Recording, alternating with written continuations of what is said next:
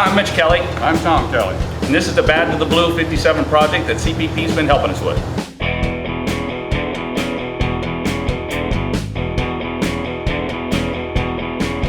We've been working on the Bad to the Blue project for about 3 months now, and I'm really excited to show you the components that CPP's been helping us with. First thing I want to show you is the motor mounts for the LS3 setup that CPP supplies. We've got a motor mount here, and then we've got a nice aluminum piece here that bolts to the side of the LS3 that allows the motor to come forward so that we can get it in a 57. Sets the height of the motor. They also supply the oil pan, so it clears the cross member here, and the headers. Here you can see the headers that you get with the CPP kit. This is the headers that come with the motor mounts and the transmission mount, and you can see that they're just gorgeous. You don't have to do anything to them. You bolt them up, they look good. I'm jazzed. These are the CPP A-arms. You can see they're tubular, they're really nice, they're easy to put on, and they really make the car sit right. This is the Cpp Power Steering unit. This is the 5000 series, and this makes the car handle really nice. One of the things I'm most excited about is the braking system we have on this car. We have a Hydrotech braking system. This uses the power steering box to get its power, and we have the CPP master cylinder, and it sends the hydraulic fluid to the back brake separately to the front, so you don't have to put any of the adjusters in there. It automatically sends the right amount of pressure.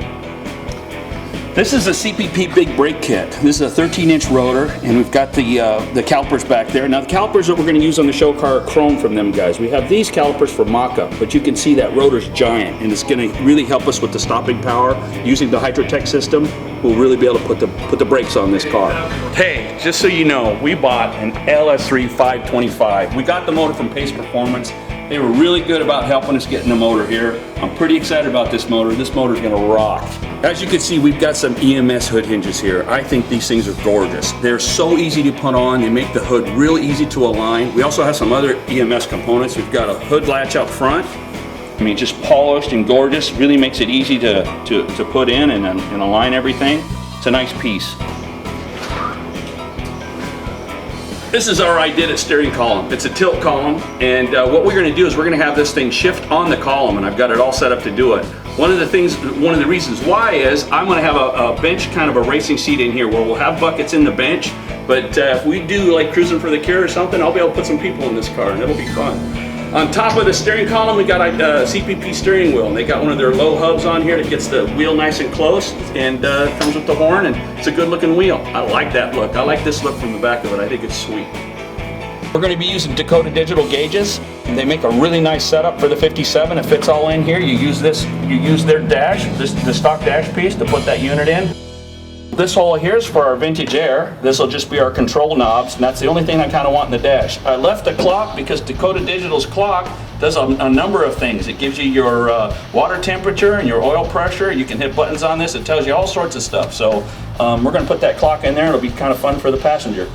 So we went with Borla exhaust. Borla stepped up to help us with it. Now, there's a lot of controversy on where you run your exhaust. You run it straight down, you run it out the back. I like to see it, and I'm the old hot rod style, so I like to have it come out the side. If it was up to me, I'd have side pipes. I'd probably get in trouble for that, but I like to see the exhaust. So I've ran my tip out the side a little bit, and I think it's going to be gorgeous.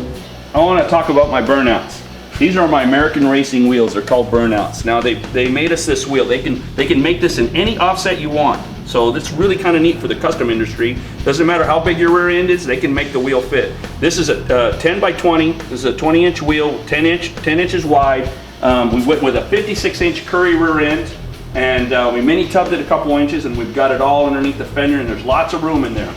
Talk to you about our trunk here. We've done some design work here. We've got some EMS battery boxes back there that our resident customizer John Weaning here at the shop has fabbed up for us.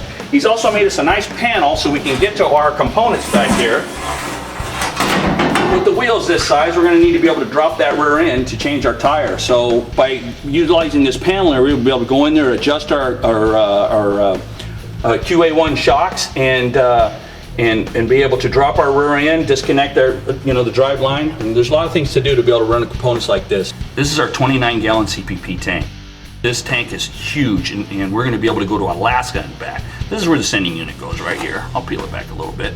But really nice unit, fits in here super sweet. Just bolts to the cross member in the back of the frame, and it's going to be fantastic. So So I'm really excited about how far we've come with the car. Thanks to CPP's help, we've really gotten a long ways in 3 months, and I know it's going to be an awesome project when we're finished. Thanks, CPP.